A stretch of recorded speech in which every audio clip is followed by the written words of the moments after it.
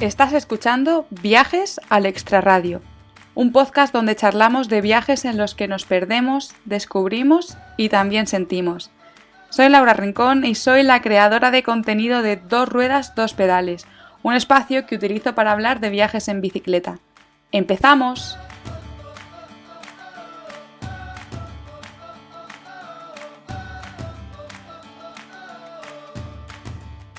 Alessia Ramponi es mi invitada de hoy. Podría decir que acostumbra a visitar países comunes para turistas, como podría ser Italia, Tailandia o Grecia, que seguramente los haya visitado porque Alessia ha viajado un montón. Pero ella es más de irse a pasar una temporada a Líbano y estudiar allí un máster sobre migraciones, para estar cerca de donde se cuecen los acontecimientos, o de ir a conocer un país que tan solo está reconocido por 4 territorios. ¿Y qué les pasa a esos territorios? Que tampoco están reconocidos por ningún país que pertenezca a Naciones Unidas. Ella viaja con el corazón poniendo el foco en todo lo que pasa alrededor y hoy tenemos la suerte de que nos lo cuenta en este podcast. Hola Alessia, bienvenida. Hola Laura. Bueno, antes de nada quiero agradecerte especialmente que estés aquí, porque en marzo o así de este año hicimos la entrevista y cuando fui a subirla me di cuenta que la había perdido. Hice todo lo posible por recuperarla, no fui capaz, así que tengo que reconocer que esta era una entrevista para la primera temporada del podcast, que la perdí y tú has tenido la paciencia vamos, porque nos hemos estado escribiendo todo este tiempo intentando cuadrarnos para ver si la podíamos hacer y al final hasta hoy, en octubre, hemos conseguido cuadrarnos, así que te agradezco un montón que estés aquí de nuevo y espero, por favor, que esta vez no pase absolutamente nada con la entrevista. Sí, hombre, encantada de charlar nuevamente contigo. Y no sé si te acuerdas, pero la otra vez empecé la entrevista con esta misma pregunta y es, ¿quién es Alessia Ramponi? A ver, en pocas palabras, Alessia Ramponi es una mujer que le apasiona viajar, conocer culturas nuevas y ver el esplendor de las civilizaciones a través de sus propios ojos. Genial, muy resumido, muy bien. Muy concreto. Sí. Bueno, de manera general también me gusta el tema de la fotografía y actualmente me dedico a temas de migración. Perfecto. Bueno, yo creo que tu forma de viajar es muy intensa e intensa en el sentido de que te vas fijando en todo, ¿no? Y como que de todo lo que ves quieres sacar conclusiones. Pero imagino que tú al principio, cuando empezaste a viajar, viajarías como viaja cualquier turista, ¿no? ¿En qué momento empiezas a usar esta visión tan especial en tus viajes? No sé si en un momento es muy específico de la vida, pero a través de estos viajes, claramente cuando viajas tienes una perspectiva totalmente nueva de lo que conoces, ¿no? Y estas nuevas perspectivas me llevaron a darme cuenta que hay muchas realidades, ¿no? Que mi realidad solamente es una pequeña parte de este mundo. Y fue a través de estas diferentes realidades donde me empecé a dar cuenta que tenemos problemas de derechos humanos, no solamente de donde vengo, sino que en otras cuestiones, y que a través de los viajes puedes hablar de muchas cosas, ¿no? Habrá quien viaja porque le gusta la arquitectura, la gastronomía, los idiomas, y cada quien tiene como una motivación personal, ¿no? Y a través de estos viajes fue donde pude concretar, ok, hablemos de algo más, ¿no? En este viaje en concreto, ¿qué está sucediendo y qué podemos hablar y cómo podemos generar cierta conciencia alrededor de lo que sucede, ¿no? ¿Y te sabrías decirme cuándo empezó tu pasión por los viajes? Yo creo que la primera, bueno, mis abuelos son italianos, entonces desde pequeña había podido tener la oportunidad de viajar, aunque sea en el ámbito familiar, pero concretamente creo que el hecho de haber estudiado fuera el inglés, por ejemplo, fue mi primer contacto con gente de diferentes culturas y a raíz de esta interacción mi curiosidad fue creciendo, ¿no? Entonces, una vez que pisas un país extranjero, siento que surge esta necesidad de volverlo a intentar, ¿no? Volverlo a hacer, y creo que esta adicción, como algunos le llaman, se fue como forjando. Entonces, creo que mi primer contacto a través de los idiomas y a través con gente que representaba una cultura muy diferente a la mía, incrementó esta curiosidad que a lo largo de los años he podido saciar un poco. Bueno, vamos a conocerte un poquito más porque dices que tus abuelos son italianos, que de donde tú eres, pues que hay algún que otro problema. ¿De dónde eres, Alesia? Claro, yo soy mexicana. Mi papá es italiano, mi mamá es mexicana y creo que esta mezcla también ha tenido una gran influencia en mi interés en temas de migración, sobre todo, y esta interacción entre culturas, ¿no? De verlo desde casa también te da un empujón o te fomenta a llevar esa interacción más allá, ¿no? Del hogar. Bueno, tú has viajado mucho, muchísimo. De hecho, ahora estaba contando todos los países que has visitado desde marzo aproximadamente que nosotras hablamos y digo, madre mía, me faltan los días para ver dónde has podido meter tanto viaje, ¿no? Hace una semana aproximadamente estabas en Egipto, has estado en Jordania, bueno, has estado en muchísimos sitios, pero ¿tú qué es lo que buscas en un destino antes de visitarlo? Ok, esa es una buena pregunta. Normalmente yo lo divido en dos categorías personales, ¿no? Siempre hay como un destino que por alguna razón me llama mucho la atención conocer, normalmente por sus sitios arqueológicos y por la cultura. Entonces te puedo dar ejemplos muy específicos de querer ver, por ejemplo, en Egipto las pirámides y como son sitios muy particulares del país que representan más allá de la cultura, pero también hay otros viajes que realizo por temas más académicos o de difusión. Entonces, si hay algún país donde cierto tema es relevante en cuanto a derechos humanos o migración, por ejemplo, en este caso Líbano, la intención de conocer el país y poder vivir un poco dentro de él es para poder absorber y obtener mayor información en cuanto al ámbito migratorio. Entonces, creo que personalmente siempre es o por gusto o por querer llevar lo académico y lo profesional un paso más adelante. Vamos, por gusto y por trabajo, se Exacto. podría decir. Y ahora mismo estás en Líbano, Así es, en Beirut. en Beirut. Cuéntame qué es lo que estás haciendo allí. Bueno, ahora en Beirut estoy estudiando una maestría en Derechos Humanos y Democracia y está enfocado, digo, debido a la estratégica ubicación del Líbano en temas de migración, decidí venir a este país para estudiar estos temas y también poder hacer un poco de investigación acerca del tema de los refugiados sirios en Líbano. O sea que esto significa que en estos meses, en estos próximos meses, no vamos a poder ver viajes que vayas a hacer o vas a hacer Yo todo lo espero que sí. posible. Vas a hacer todo lo posible por Sí, claro. compartirlo. Sí, ya está, digo, ya el hecho de estar en Líbano es un gran viaje, un poco más largo de lo que normalmente acostumbro. Espero estar al menos un año aquí, pero el hecho de que esté en el corazón de Medio Oriente me motiva a poder conocer un poquito más la región bajo la excusa de la distancia.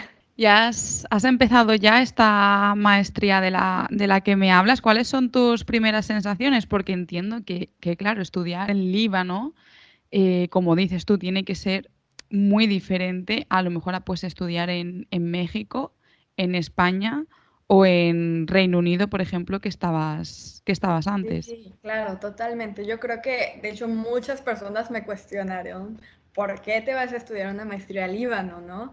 Pero personalmente creo que hace más sentido estudiar una maestría en donde suceden los acontecimientos. Entonces, si voy a estudiar migración, personalmente me hacía más sentido, más lógica estar aquí, ¿no? Donde este país es tanto receptor de refugiados y juega un papel muy importante, pero claro que es muy diferente, ¿no? El hecho de ir a una universidad en estas latitudes del mundo te da una perspectiva muy amplia y muy local, que es lo que me gusta. Entonces, el hecho de tener profesores de la región, compañeros de la región, claramente también tengo compañeros de América y de Europa y demás, que es un programa muy completo, pero yo creo que en cuanto a lo educativo y como experiencia, por el momento ha sido muy buena.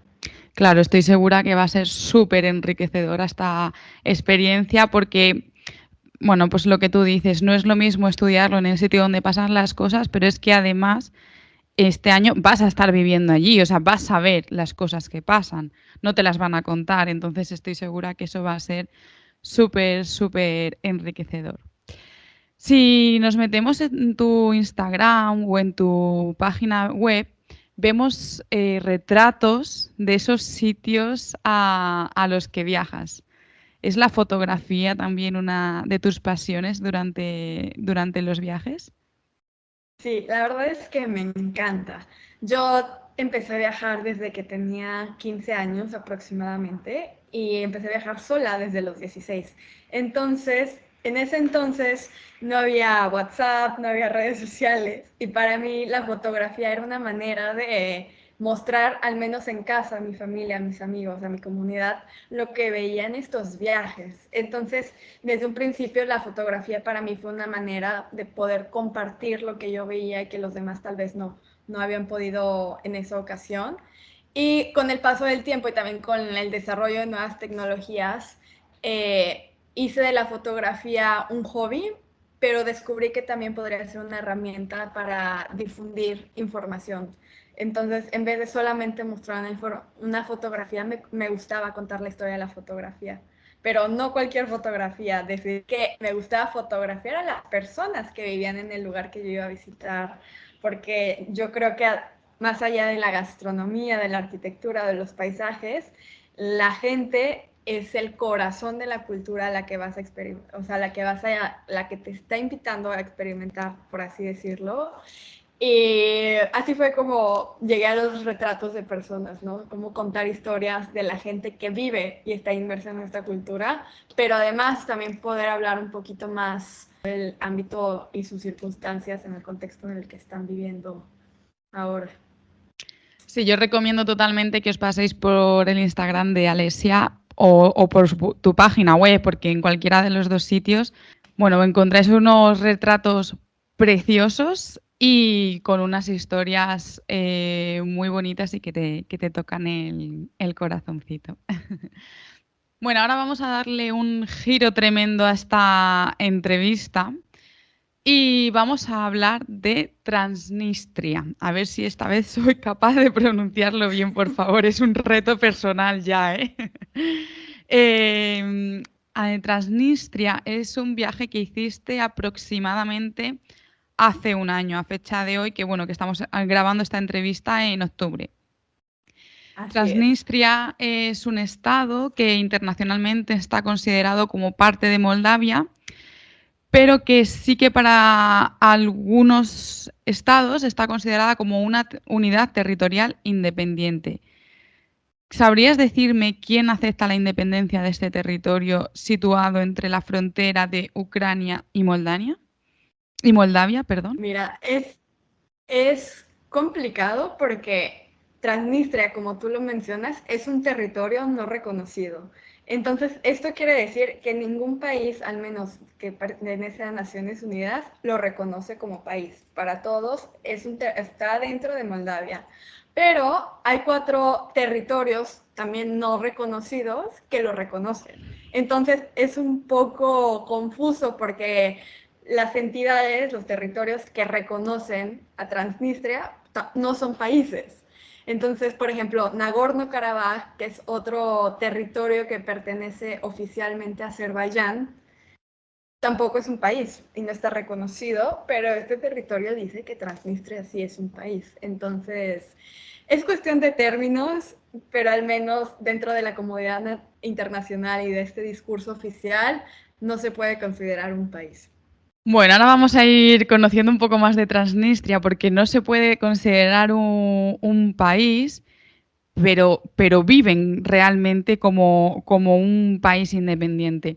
Yo no había escuchado nunca de Transnistria hasta que, bueno, me puse a investigar un poco sobre ti en tus redes sociales y en tu blog y dije, wow, vaya destino ha visitado, que lo tenemos aquí súper cerquita y que es, bueno, pues cuanto menos llamativo.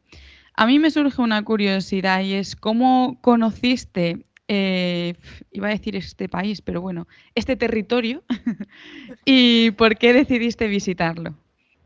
Bueno, como bien lo mencionas, Yo la primera vez que escuché Transnistria fue a través de un documental hace muchos años y me llamó mucho la atención que Transnistria era como viajar en el tiempo y describían en este documental a Transnistria como un museo abierto. ¿Por qué? Porque a pesar de que después de la desintegración de la Unión Soviética, Transnistria forma parte oficialmente de Moldavia, este territorio decide seguir con la cultura y los emblemas comunistas. Es el último territorio europeo que sostiene estos emblemas comunistas y puedes ver estatuas de Lenin por todo el territorio, ¿no? Entonces, para mí eso me llamó mucho la atención porque hoy en día poder decir que viajas en el tiempo para poder ver un poco de cómo era la Unión Soviética me llamaba muchísimo la atención. Entonces, desde que vi este documental, yo dije, a ver, es que yo lo tengo que ver con mis propios ojos y tengo que experimentarlo. Y fue así como llegué a Transnistria. Y además, como tú dices, es que no es un país, porque no está reconocido, pero tiene sus propias fronteras, tiene su propia moneda, tiene su ejército, tiene su bandera, tiene su propia moneda, tiene todos estos factores que en realidad podrían, o sea, sirven como base para poder en un futuro considerarlo un país. Vale, para que todo el mundo que nos esté escuchando entienda un poco cómo es Transnistria, vamos a hacer un ejercicio, vamos a intentar como cerrar los ojos e imaginarnos que estamos allí, ¿no? Cuéntanos qué es lo que estaríamos viendo. Primero cruzas la frontera, porque existe una frontera para poder entrar en ese territorio y necesitas un pasaporte vigente. Entonces, eso ya te hace sentir que estás cruzando hacia un país diferente. Luego, cuando entras, empiezan a hablar en ruso y ya no en rumano, moldavo, que hablan en Moldavia. Y tienes que cambiar dinero porque también usan una moneda diferente. Entonces, todos estos factores en tu mente te hacen creer que estás en un país totalmente diferente. Llegas, ves estatuas de Lenin, ves todos los anuncios en ruso y la misma arquitectura de la época soviética realmente sí es como viajar en el tiempo, ¿no? Es como sí, claramente como ver cómo solía ser la época durante la Unión Soviética, durante la época de la Unión Soviética. Pero ¿y qué hay ahí, ¿no? ¿Qué tipo de edificios? Pues, no sé, yo en mi cabeza me estoy imaginando, supongo que habrá una plaza principal, ¿no? Y si estamos Sí, en la plaza principal y como que miramos alrededor, ¿qué es lo que hay allí? ¿Qué podríamos encontrar? mira, la arquitectura, bueno, soviética no sabría cómo describirla, de estos tonos un poco en sepia, en estos tonos un poquito, sí, en sepia, las estatuas de estos líderes como Lenin a la mitad de la plaza, a la mitad de la calle, ver la bandera de Transnistria por las calles en esta plaza principal se exhiben también las otras cuatro banderas de estos territorios que no reconocen Transnistria. También existen estas como, hay unas tabernas donde antiguamente en la época soviética, bueno, podías tomar vodka, que es como el estereotipo más clásico de la Unión Soviética y comida típica, ¿no? También hay ciertos restaurantes que hoy en día yo considero que son más por motivos turísticos que por tradición, donde te sirven los platillos típicos como la sopa de betabel, como había mencionado, ¿no? Tus bebidas como el vodka, y tienen todos estos emblemas comunistas y pancartas de propaganda que te hacen sentir un poco, pues, imaginar más que nada cómo solía ser antes, ¿no? Cuando la gente visitaba este tipo de tabernas o restaurantes. Vamos, es un poco como viajar al pasado. Así es, como un museo al aire libre, pero pequeño, porque en sí en cuatro territorios chiquitito. Ujú.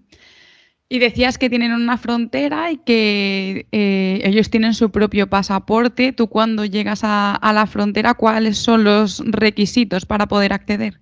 El requisito es, bueno, claramente tener el visado o entras por Ucrania o entras por Moldavia, pero para poder acceder al territorio de Transnistria normalmente entras, como dije, por Ucrania o por Moldavia, y esto significa que necesitas un visado vigente para cualquiera de estos dos países, ¿no? De tu país de acceso. Y después solamente es necesario dar tu dirección de hotel o de hospedaje, y una vez con esto te dan como un documento que tienes que guardar contigo durante todo el trayecto, que te lo solicitan al salir del país. Y es todo. La verdad es que es muy sencillo, no hay un visado o algún documento adicional. Vale, y hablan ruso, me has dicho, no tienen su propio idioma. Sí, no, no, no. En Moldavia, bueno, justo un poquito de la historia de la desintegración de la Unión Soviética, cuando se desintegra la URSS, los rumanos se van a Rumania, la gente que habla rumano se va a Rumania, Moldavia se independiza, pero ¿cómo puedo explicarlo? Como que cada grupo quiere crear su propio país, ¿no? En este auge del nacionalismo, pero Transnistria dijeron, no, a ver, nosotros no queremos formar parte de Moldavia y nos queremos independizar, pero claramente a ellos no los dejaron. Entonces ellos hablan ruso y culturalmente no se sienten no creen que forman parte de Moldavia, entonces en cuanto a diferencias lingüísticas, culturales, se defienden para poder argumentar que podrían tener su propio estado. Ujú. ¿Y quién gobierna en Transnistria? Bueno, eso es muy interesante porque al parecer nadie sabe. Cuando Transnistria se autoproclama la República Oficial de Transnistria, dicen que los que gobiernan el país realmente eran oligarcas rusos que formaban parte de la Unión Soviética. Pero en realidad hay un holding sheriff que se llama, que es como un conglomerado empresarial privado, que dicen que estos miembros también eran servicios secretos durante la Unión Soviética. Pero para no hacer el cuento largo, este holding sheriff, que es como un monopolio, por así decirlo, controla todo. Son dueños de hospitales, son dueños del estadio, del club de fútbol, son dueños de las farmacias, de los periódicos, de las telecomunicaciones, de los bancos. Entonces, en realidad dicen que el mismo poder político, a pesar de que hay una figura de un presidente, que en realidad lo gobierna este holding sheriff.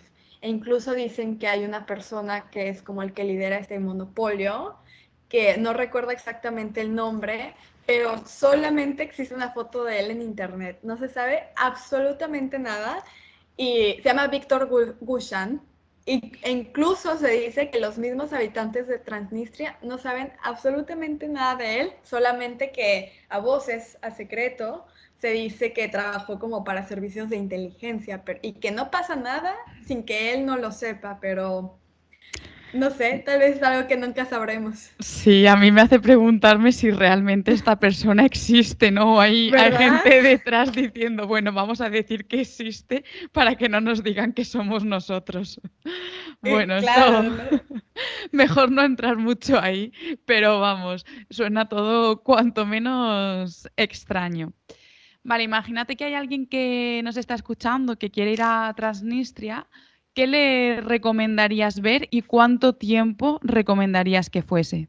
Sí, yo fui justamente antes de que comenzara la guerra en Ucrania, entonces considero que tal vez ahora, octubre del 2022, no es la mejor fecha para ir, pero yo espero que pronto la situación en aquella región mejore. Y cuando esto suceda, yo creo que un par de días es suficiente. Transnistria es muy pequeño, la mayoría de la gente pasa 2, 3, 4 días y es más que suficiente para ver los atractivos principales.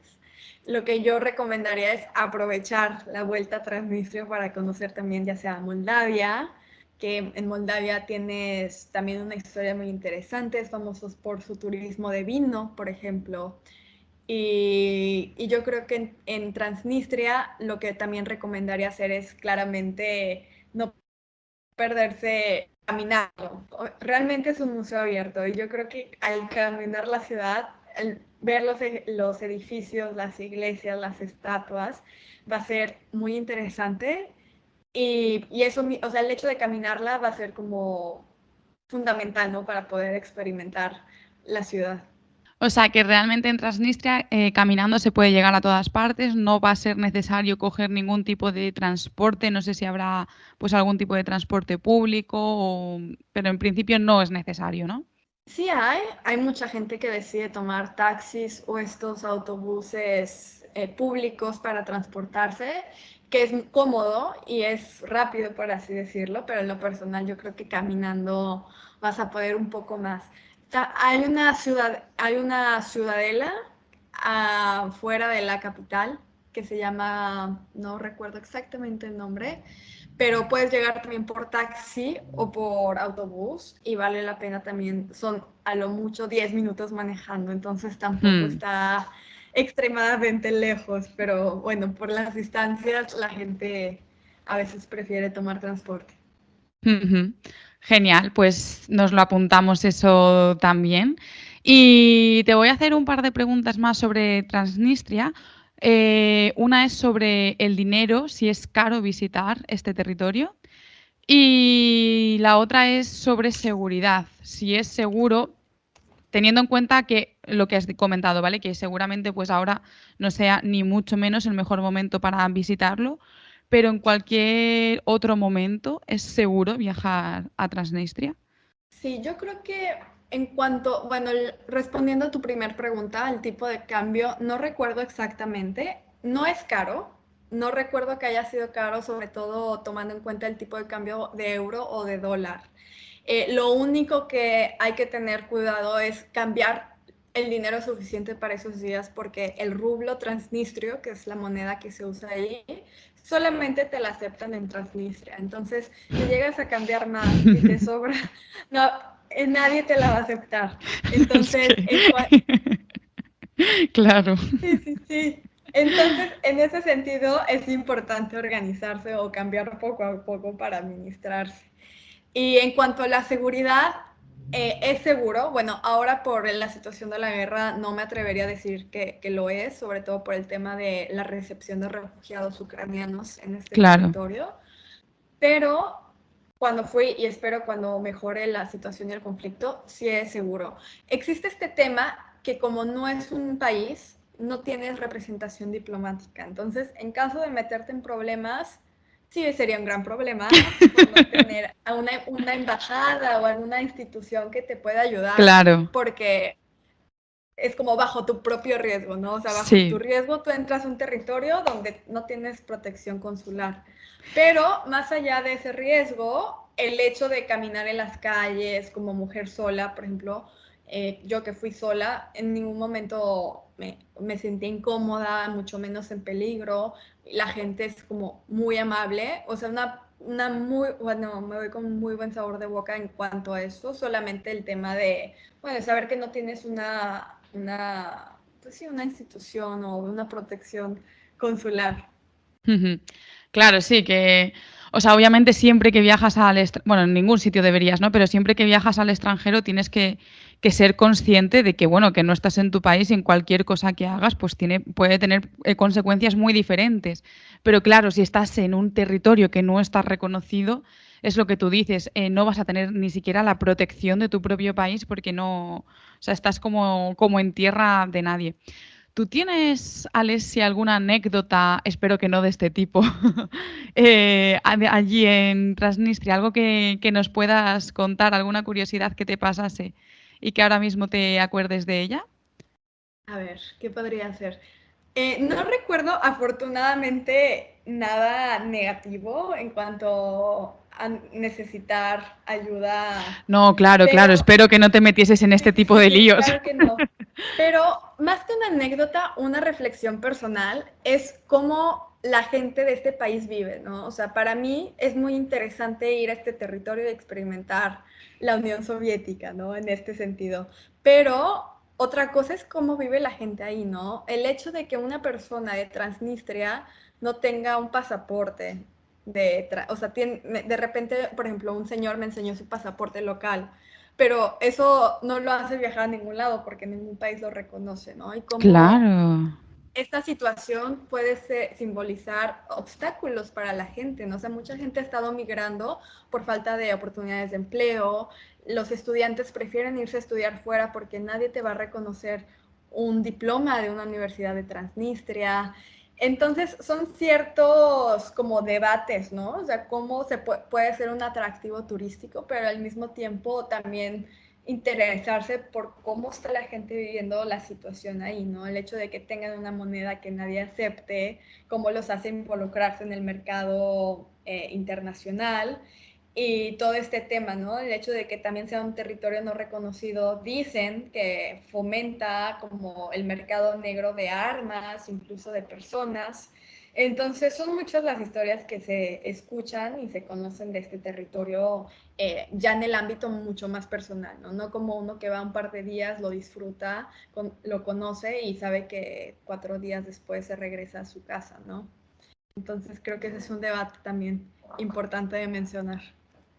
Claro, sin duda, sí, sí, es un tema como mínimo para reflexionar, porque claro, tú naces allí, ¿no? Eres transnistrio, supongo que se dirá, y tú creas allí tus propios vínculos y a lo mejor pues te gusta, ¿no? Porque, bueno, es lo que has conocido, te gusta, quieres estudiar allí, pero llega un momento que en tu cabeza dices, quiero conocer otros sitios.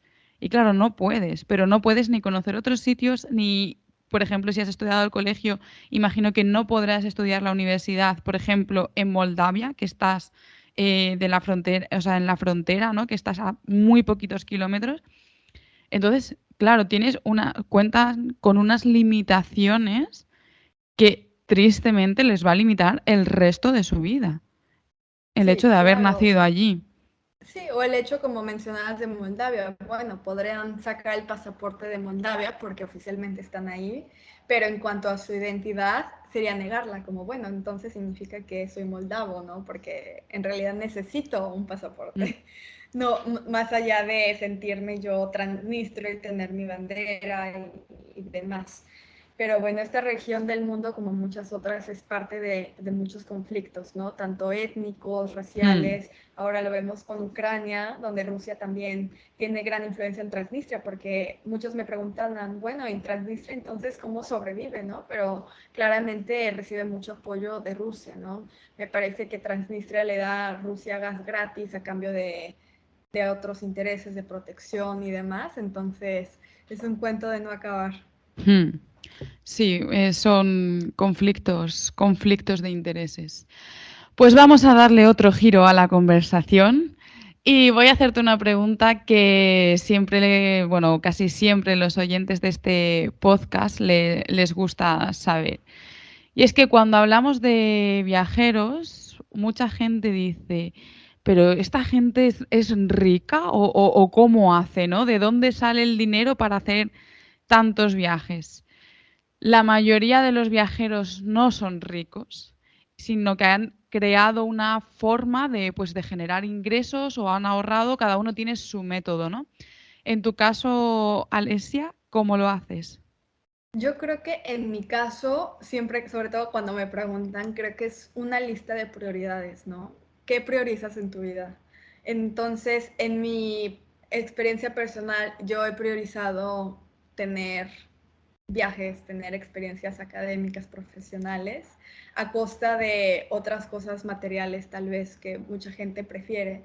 Entonces yo casi todos los viajes que he hecho los pago por mi cuenta. Hay ocasiones en donde me han invitado tanto de viaje, tanto a dar pláticas, conferencias o asistir a programas a través de becas, concursos, pero yo podría decir que la mayor parte de estos viajes han sido a través de, bueno, de cuenta personal.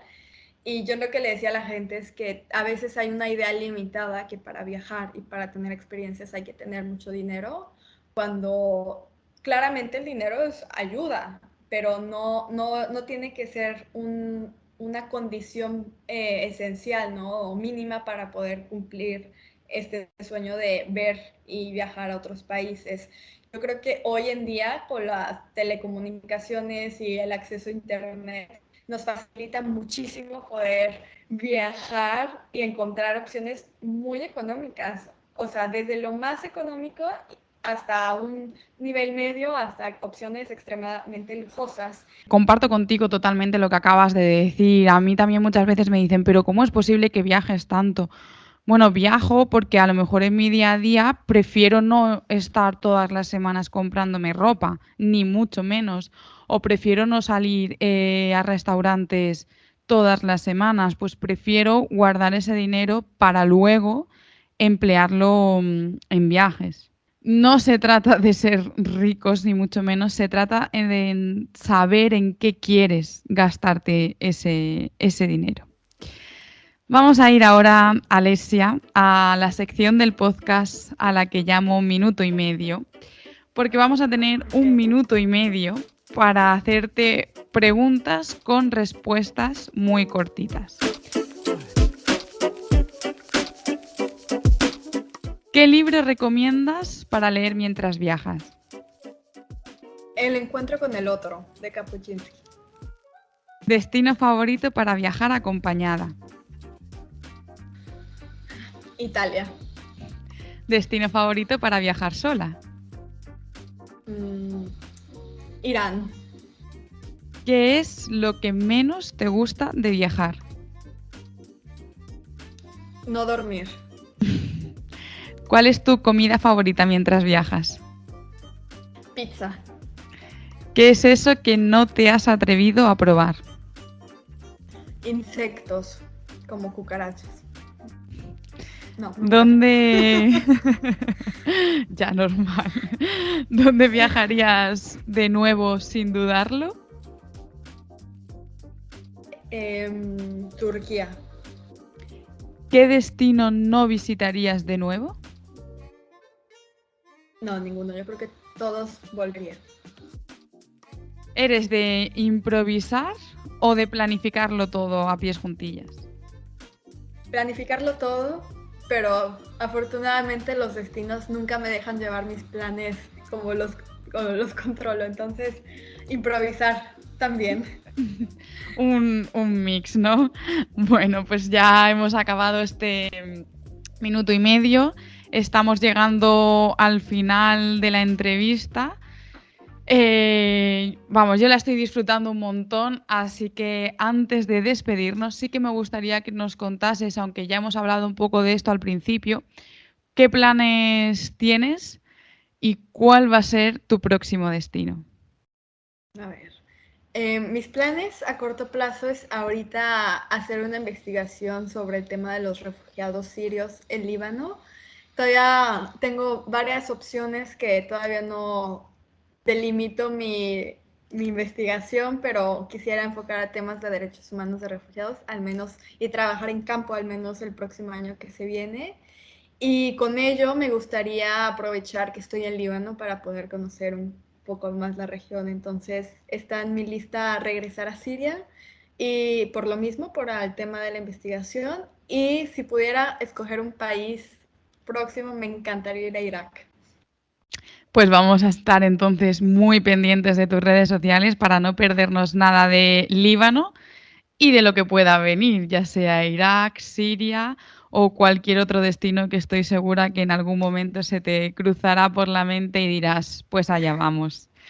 Así Esperemos que que sí. hemos hablado de tus redes sociales, hemos hablado de tu página web, pero ¿dónde podemos encontrarte? ¿Cómo son esas redes sociales y esa página web? En Instagram estoy como alesia.ramponi, Alesia con doble S. Y en la página web es lo mismo, alesiaramponi.com. Entonces, normalmente ambas páginas tienen el botón de contacto donde trato de contestar lo más rápido posible a cualquier duda, comentario. Entonces, siempre estoy pendiente de eso. Pues Alesia, muchísimas gracias. Ha sido súper interesante compartir este rato contigo. Espero que la gente que nos esté escuchando haya aprendido tanto como lo he hecho yo sobre Transnistria y ha sido de verdad un auténtico placer escucharte de nuevo. Muchísimas gracias, Laura. El placer ha sido mío.